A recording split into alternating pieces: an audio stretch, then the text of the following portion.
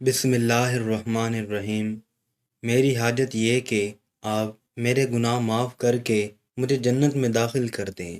ہارون نے بہلول کے یہ الفاظ سنے تو لرز اٹھا اور آنکھوں کے گوشے نم ہو گئے۔ بہلول، جس کی دانائی کے چرچے زبان زد عام ہو چکے تھے، اور اب تو بات یہاں تک پہنچ چکی تھی کہ ہارون بھی اگر کہیں جاتا یا دربار میں موجود ہوتا تو بہلول کو اپنے ساتھ رکھنے پر اتفاق کرتا، کیونکہ اس کو معلوم ہو چکا تھا کہ بہلول سا دانش مند اس کے درباریوں اور حواریوں میں سے کوئی نہیں۔ اب یہ خوش قسمتی ہی سمجھ لیں۔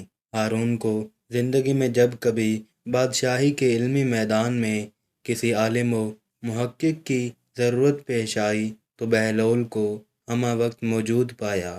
ہارون نے اپنے تئیں بہت کوشش کی کہ کسی طرح بہلول کو دبوچ لے، الٹا یہ کہ دن بدن بہلول کے سحر میں مبتلا ہوتا چلا گیا۔ آخر تاریخ نے وہ دن بھی دیکھے کہ جب بہلول کو نصیحت کی بات کرتا تو ہارون کی آنکھیں آنسو سے تر ہو جاتی۔ بہلول سرے راہ کھڑا تھا کہ دیکھا ہارون کی شاہی سواری آ رہی ہے۔ اس نے منہ کے گرد دونوں ہاتھ رکھے اور بلند آواز سے پکارنے لگا، ہارون ہارون۔ ہارون کے کانوں میں آواز پڑنی تھی کہ وہ چونک اٹھا، دور سے دیکھ کر پہچان نہ سکا یہ کون گستاخ، یہ جو ہمیں اس بے ادبی سے آوازیں دے رہا ہے۔ حضور، یہ بہلول دیوانہ ہے، آج تو لگتا ہے اس کا دماغ بالکل بھی کام نہیں کر رہا۔ سپاہی بھاگے اور اس کو پکڑ کر لے آئے۔ بہلول، تو جانتا نہیں میں کون ہوں؟ عالی جا، بالکل جانتا ہوں۔ آپ ایسے انسان ہیں کہ اگر مشرق میں کسی کمزور پر ظلم ہوا تو جواب آپ نے دینا ہے۔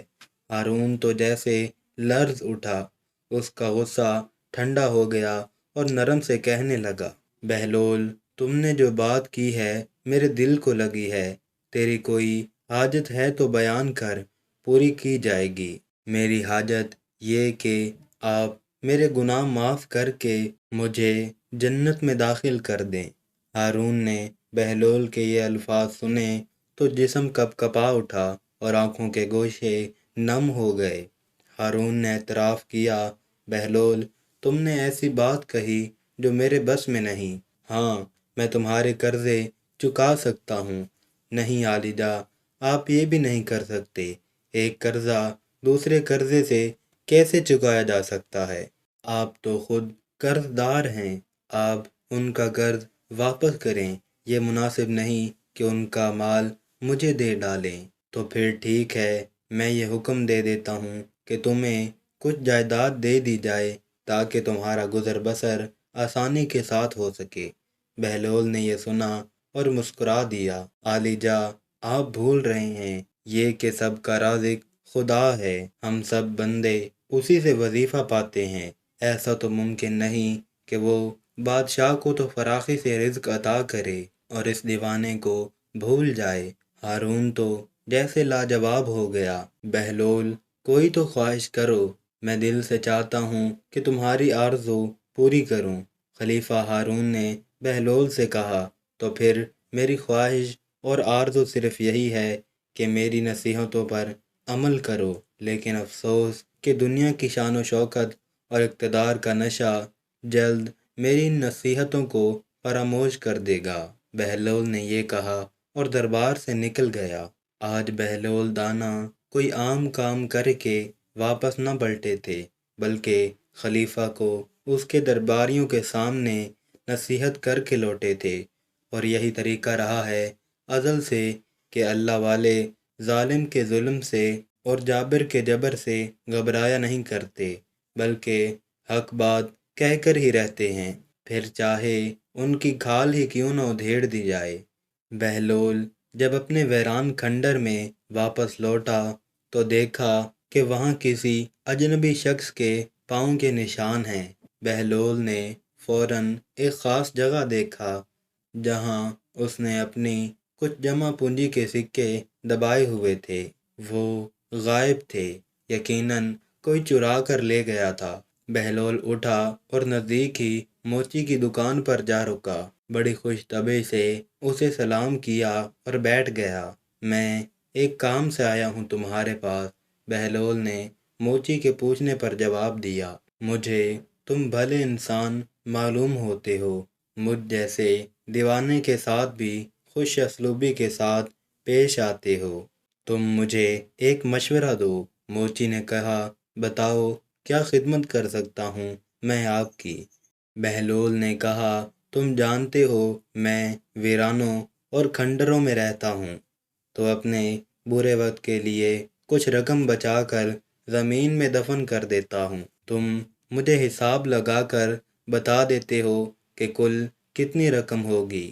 شہر کے مشرقی حصے میں ایک کھنڈر ہے، وہاں کوئی 100 سکے ہیں۔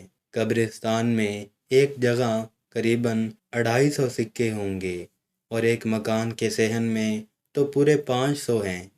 اسی طرح نہر کے کنارے بھی 50 سکے دفن ہیں، تو یہ کل ملا کے کتنے بنتے ہیں؟ اگر سکے سونے کے ہوئے تو یہ کل ملا کے 2000 کے قریب مالیت کے بن جائیں گے۔ اچھا، بہلول نے حیرت سے کہا، یار میں چاہتا ہوں کہ ان سب کو ملا کر ایک ہی جگہ دفن کر دوں۔ یہ والا کھنڈر ہے بھی محفوظ اور لوگوں کی آمد و رفت بھی کم ہے۔ اچھا چلو میں چلتا ہوں، آج ہی یہ کام کیے دیتا ہوں۔ بہلول یہ کہہ کر نکل گیا۔ موچی نے سوچا کیوں نہ بہلول کے جو سکے اس نے چرائے ہیں وہ واپس رکھ دے، اور جب وہ باقی سکے بھی لا کر اس جگہ دفن کرے تو پھر موقع دیکھ کر سبھی نکال لوں۔ اس طرح بہلول کو پتہ بھی نہیں چلے گا، اور سکے جہاں سے نکالے تھے وہیں رکھ آیا۔ بہلول شام کو اپنے کھنڈر میں پہنچا، وہاں سے سکے نکالے، اپنا سامان اٹھایا اور کسی دوسری جگہ کی تلاش میں نکل پڑا۔